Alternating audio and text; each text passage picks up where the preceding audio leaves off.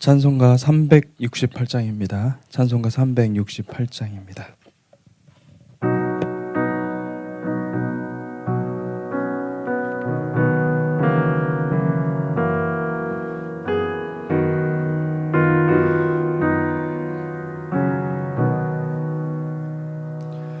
주 예수여 은혜를 내려주사 곧 충만케 하옵소서. 이 줄이고 목마른 나의 삶에 주 성령을 부으소서. 주 예수여 충만한 은혜 내 영혼에 부소서. 주 예수만 나의 힘 되고 내 만족함 됩니다. 주 예수여 죄에서 풀어주사 날 정결케 하옵소서. 이 세상의 유혹이 나의 맘에 틈 못하게 하옵소서. 주 예수여 충만한 은혜 내 영혼에 부소서. 주 예수만 나의 힘 되고 내 만족함 됩니다. 옛 야곱이 천사와 씨름하던 그 믿음을 주옵소서. 이 세상에 물결이 흉흉해도 날 평안케 하옵소서. 주 예수여 충만한 은혜 내 영혼에 부소서. 주 예수만 나의 힘 되고 내 만족함 됩니다. 주 예수여 완전한 주의 사랑 나 받기를 원합니다. 그 사랑이 내 맘에 충만하여 날 기쁘게 하옵소서. 주 예수여 충만한 은혜 내 영혼에 부소서. 주 예수만 나의 힘 되고 내 만족함 됩니다.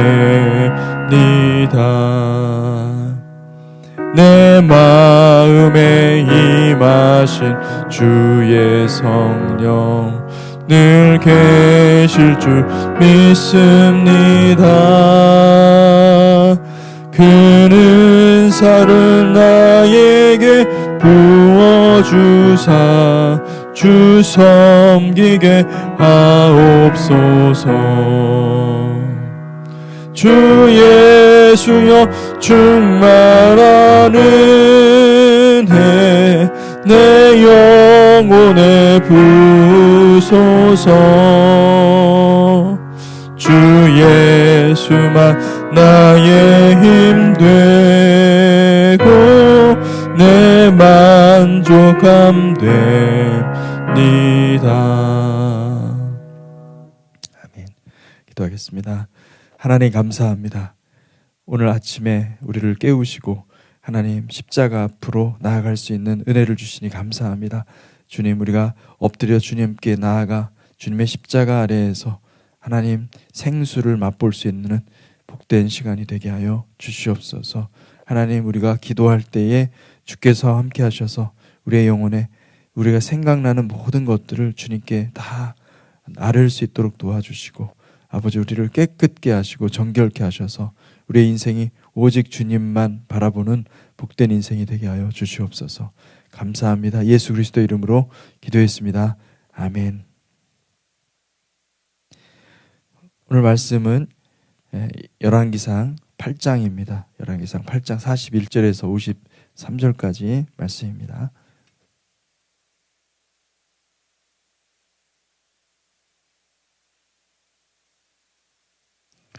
8장 41절에서 53절까지 말씀입니다. 찾으신 줄 알고 교독하겠습니다.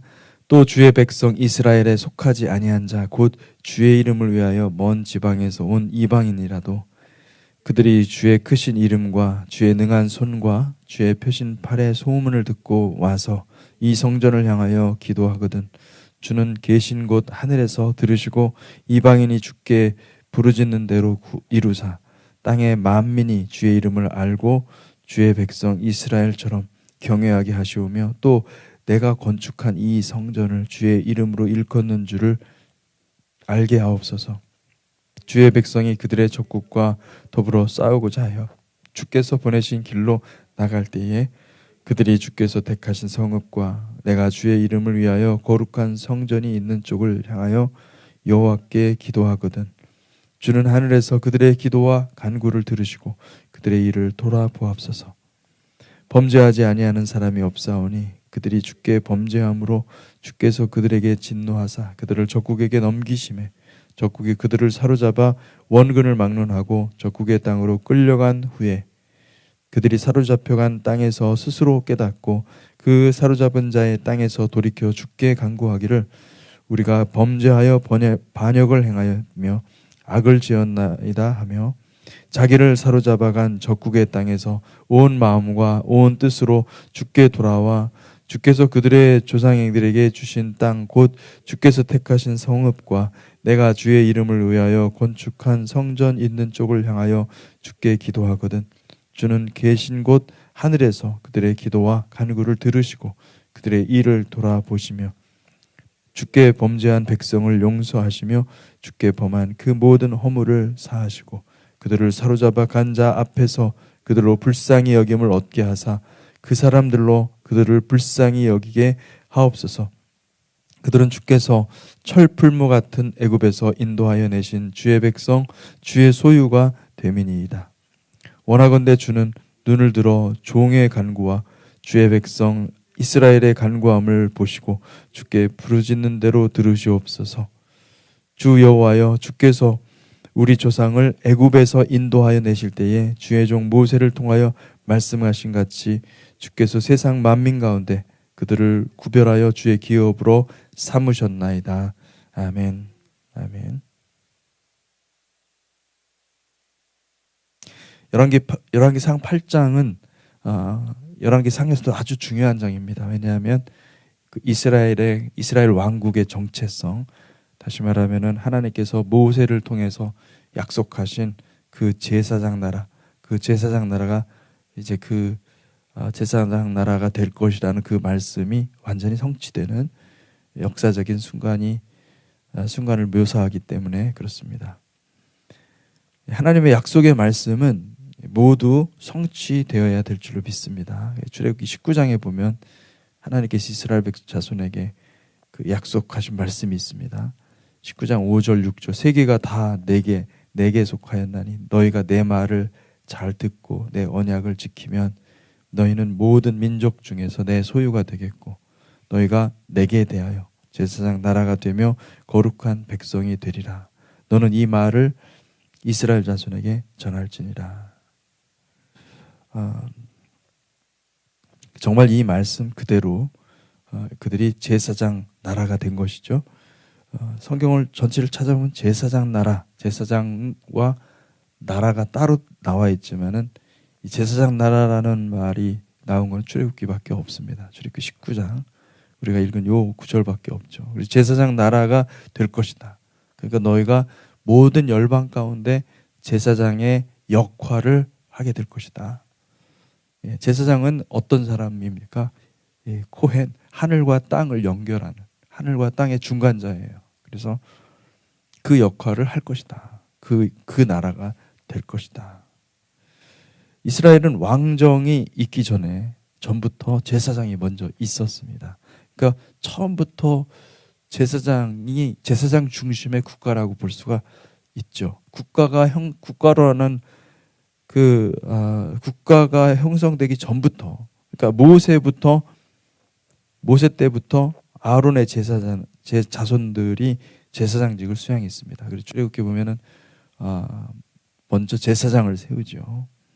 제사장직을 수행하고 또 레위 지파를 구별했어요. 그러니까 12지파 중에 레위 한 지파를 구별해서 그 지파에게는 땅을 주지 않았습니다. 그리고 그 지파를 다 먹여 살리도록, 왜냐하면 그 지파는 제사와 관련된 모든 업무를 해야 되기 때문에, 그래서 하나님의 말씀을 가르치고 제사 업무를 주관하고 하는 일들을 하기 위해서 12지파 중에서 한 지파를 따로 떼어낸 거죠. 거룩하게 구별한 거죠. 그리고 그 지파가 각각의 그 11지파의 곳곳에 들어가서 사사기에 보면은 그는 분깃이 없으니까, 땅이 없으니까 이제 곳곳에 다 들어가서 생활하면서 그 지파들마다 먹여 살린 거죠. 이제 왕정이 돼서 사울 왕은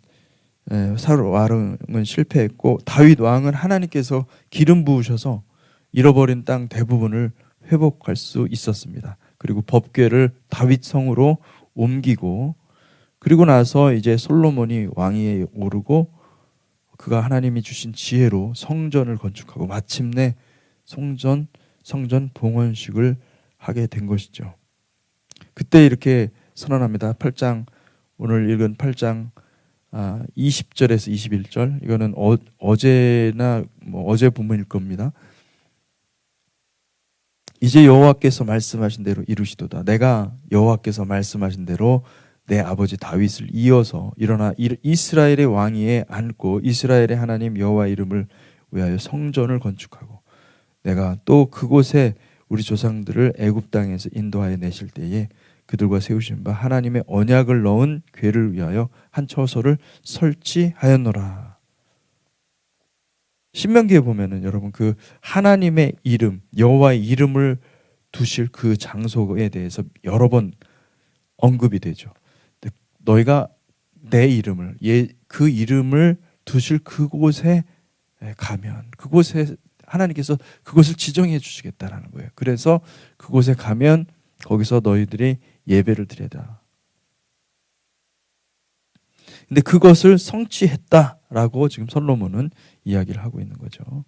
솔로몬은 성전을 세우고, 이 성전은 그러니까 어떤 이스라엘 나라에서는, 이스라엘 국가에서는 어떤 위치냐면은 이 성전이 있어야만 하나님이 임재하시고 제사장 국가로서의 기능을 할 수 있다, 이렇게 생각을 했던 것이죠.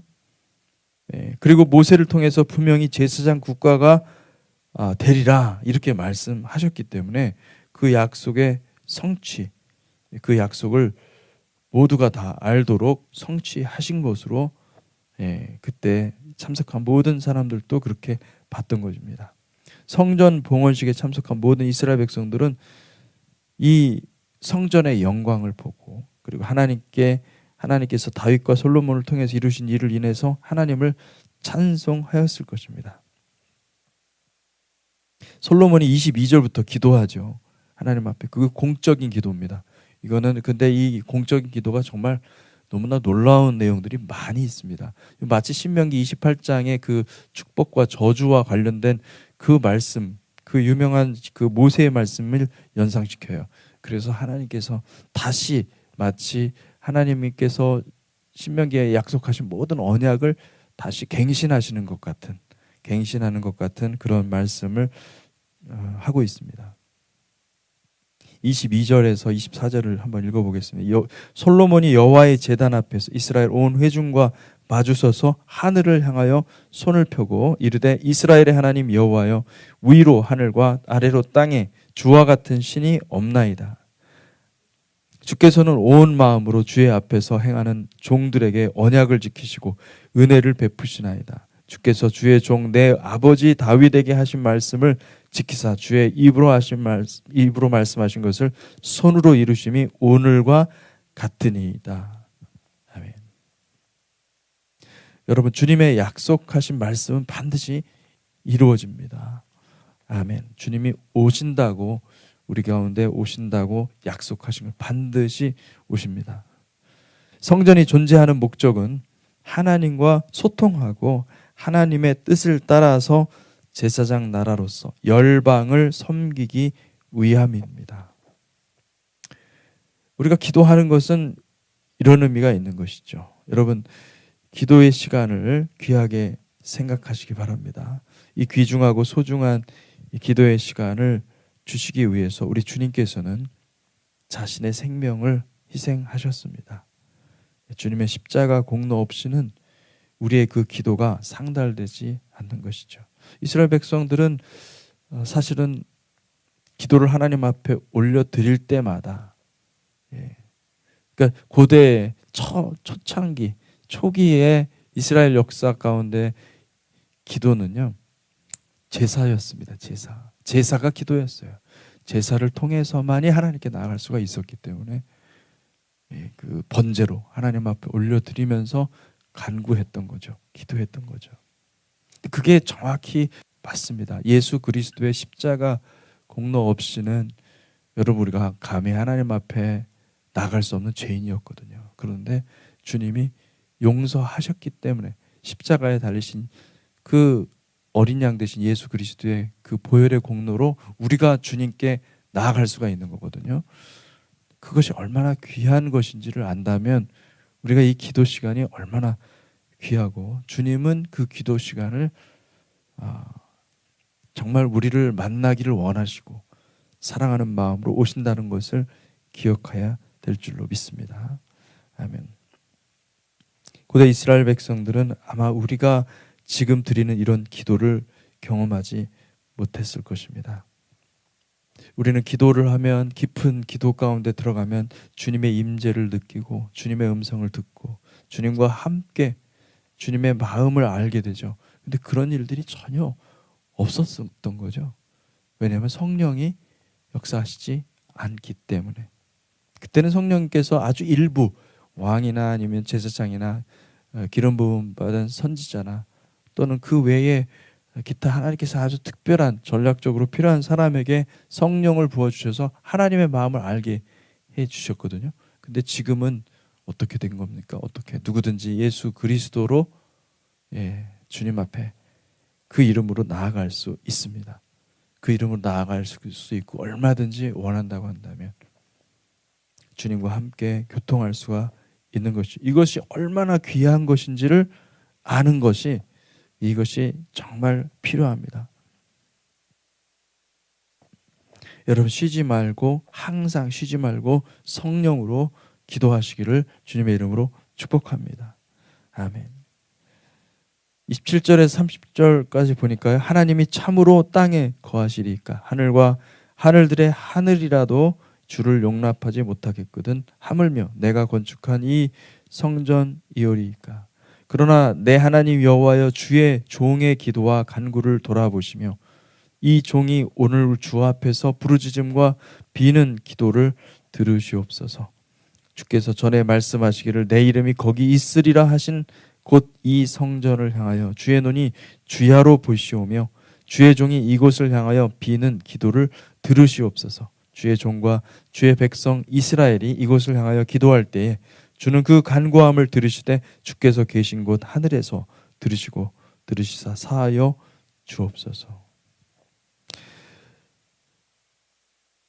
솔로몬 왕이 하나님 앞에 공적으로 드리는 그 기도 가운데서 가장 먼저 하나님 앞에 올려드린 것은 이렇게 용서하옵소서.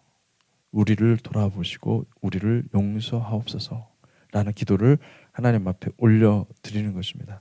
여러분, 이것이 참 놀라운 것이죠. 왜냐하면 우리가 기도할 때 하나님은 용서와 은혜를 비처럼 쏟아 부어 주십니다. 아멘.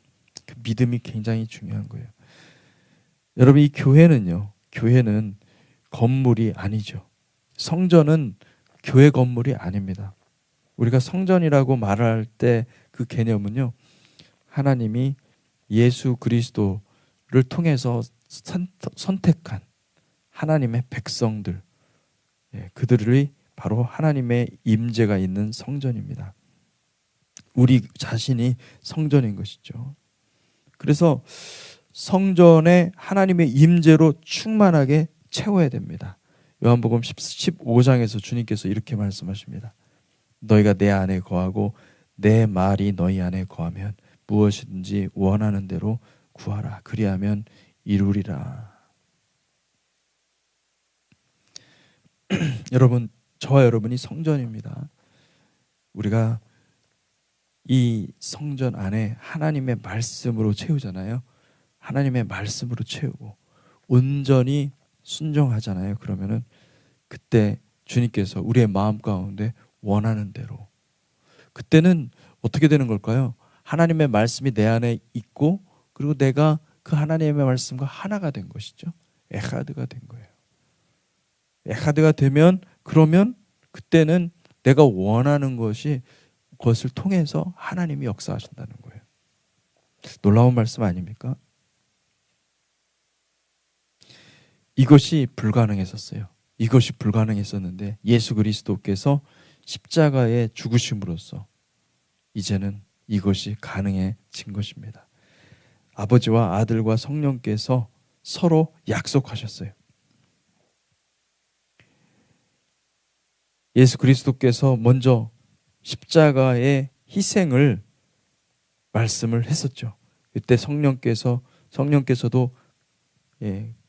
예수 그리스도의 십자가 희생 위에서 죄악에 사로잡힌 모든 영혼들, 심지어 이방인들까지도, 오늘 본문에도 보면 이방인들에 관해서 이야기하고 있지 않습니까? 그 이방인들까지도 누구든지 예수 이름으로 죄 사함을 받게 해 주신다고 약속하신 것입니다.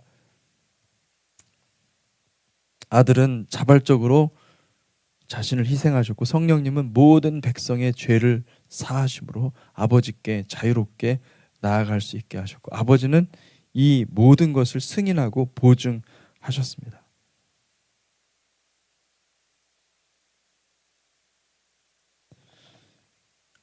(8장) 37절에서 40절을 보니까 이런 말씀이 있어요. 만일 이 땅에 기근이나 전염병이 있거나 곡식이 시들거나 깐부기가 나거나 메뚜기나 황충이 나거나 적국이 와서 애굽을 애워싸거나 무슨 재앙이나 무슨 질병이 있든지 막론하고 한 사람이나 혹 주의 온 백성 이스라엘이 다 각각 자기의 마음에 재앙을 깨닫고 이 성전을 향하여 손을 펴고 무슨 기도나 무슨 간구를 하거든 주는 계신 곳 하늘에서 들으시고 사하시며 각 사람의 마음을 아시오며 그들의 모든 행위대로 행하사 갚으시옵소서. 주만 홀로 사람의 마음을 다 아심이니이다. 그리하시면 그들이 주께서 우리 조상들에게 주신 땅에서 사는 동안에 항상 주를 경외하리이다. 여기 보면은 기근이나 전염병이나 메뚜기나 황충, 또 무슨 재앙이나 질병, 그죠? 근데 이 모든 말을 한마디로 여기서는 표현합니다. 뭐라고요? 재앙이라고 표현하죠. 재앙. 이런 것들이 재앙이라는 거예요. 요한계시록에 나오는 모든 기근, 황충, 전염병, 이런 모든 것들은요, 구약적인 관점에서 보면은 다 하나님께서 우리에게 주시는 재앙입니다. 그러니까 그런 것들이 있으면 너희가 돌이키라는 거예요. 그것이 구원받는 방법인 거죠.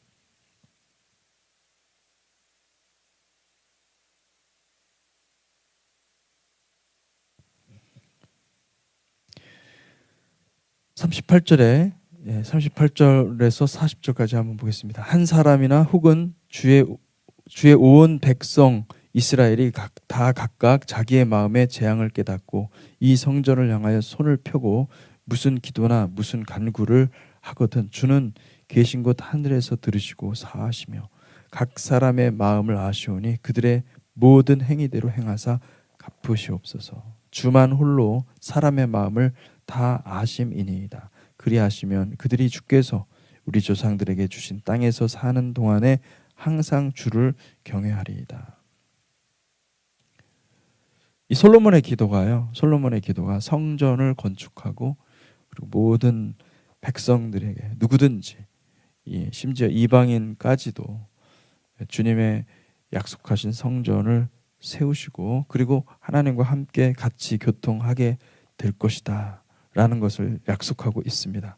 근데 아쉬운 것은, 안타까운 것은 오늘 본문에도 나오지만은 솔로몬은 자기가 성전을 세웠다, 자기의 성전이라고 생각하는 것이죠. 그리고 사실은 이 성전이 세워졌지만, 물리적으로 성전이 세워졌지만 하나님의 마음, 하나님이 원래 생각했던 그 성전의 모습은 아니었습니다. 성전이 성취됐다기보다도, 성전 건축이 성취됐다기보다도 오히려 이 성전 건축으로 말미암아 이스라엘 역사는 멸망으로 치닫게 됩니다.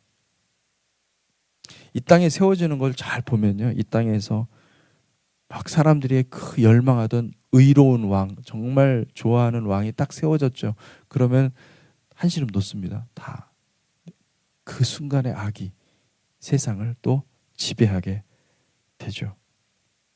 뭔가에 회복되고 성공한 것 같지만 부패와 타락의 온상이 되어버리는 거죠. 이게 세상은 그렇게 계속 왔다 갔다 하게 돼요. 정반합, 서로 싸움이 계속되고 정해진 때, 주님이 오실 때까지 그 일들을 계속할 것입니다. 그래서 여러분, 이게 희비가 교차하는 거죠. 그러나 거기에 우리가 연연해야 할 필요가 없어요. 이건 다 예정된 것입니다. 다 하나님께서 허락해 두셔서 역사 가운데 그런 일들이 계속 반복해서 일어나는 거예요. 예. 근데 위대한 리셋이 올 것입니다. 주님께서 오시면 모든 것이 다 리셋 될 것입니다. 주님께서 오실 때까지 그렇게 되는, 여러분들은 주님이 오실 때까지 거기서 보호를 받아야 됩니다. 할렐루야. 예. 세상이 망해도 여러분들은 살아 있어야 됩니다. 생존해야 됩니다. 아무리 흑암 같을지라도 그 여호와의 그 긍휼하심과 인자하심을 통해서 믿음으로 굳게 서 있어야 될 줄로 믿습니다. 아멘. 그래서 여러분, 이게 역사를 바라보면서, 그리고 또 우리가 지금 일어나는 많은 사건, 사고들, 뉴스들을 접하면서 우리는 항상 하나님께, 우리의 시선을 하나님께 둬야 됩니다. 예. 여러분이 쉽게 판단하지 마세요. 쉽게 판단할 게 아니에요. 하나님께 기도로 올려드려야 돼요. 하나님의 뜻을 이루어 주시옵소서. 솔로몬은 대제사장적인 기도를 하나님 앞에 올려드렸습니다. 하나님께서 이스라엘을 굽어 살피시죠. 당연히 이스라엘을 지키시고 보호하실 것입니다. 근데 하나님은 이스라엘만 지키시는 것이 아니라 온 인류를 이스라엘을 통해서 구원하기를 원하십니다. 그것을 믿고 나아가시는 저와 여러분들이 되시기를 주님의 이름으로 축복합니다. 아멘. 이 마지막 때에 하나님께서 이스라엘을 통해서 모든 열방이 주님께 다 돌아오는 사건들이 있을 것입니다. 지금 이렇게 전쟁이 일어나고 이게 단순한 우연의 문제가 아니고, 이게 어떤 지구촌의 한 부분에서 일어나는 일이 아니에요.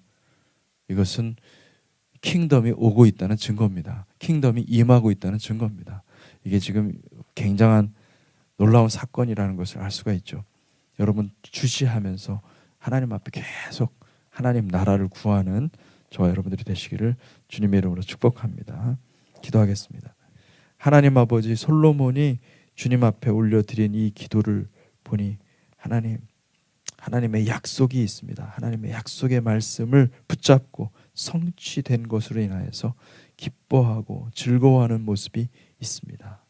주님, 솔로몬의 모습에는 주님의 성전과 또 자기 자신의 나의 어떤 열심이 섞여 있지만은 주님, 우리의 심령 가운데 성전을 건축하고 그 성전에서 주님과 교통하고자 하는 그런 간절한 열망에는 아무것도 그 불순물이 없는 온전히 드려지는 그런 예배가 되게 하여 주시옵소서. 그리하여서 우리가 같이 하나님 앞에 나아가 기도하고 간구할 때 성령께서 우리의 마음 가운데 오셔서 주여 우리에게 우리의 심령에 성령을 부으셔서 우리로 자유롭게 주의 음성을 듣고 주의 말씀을 세상을 향해 선포하는 복음 전달자가 될 수 있도록 축복하여 주시옵소서. 감사드리며 예수 그리스도 이름으로 기도했습니다.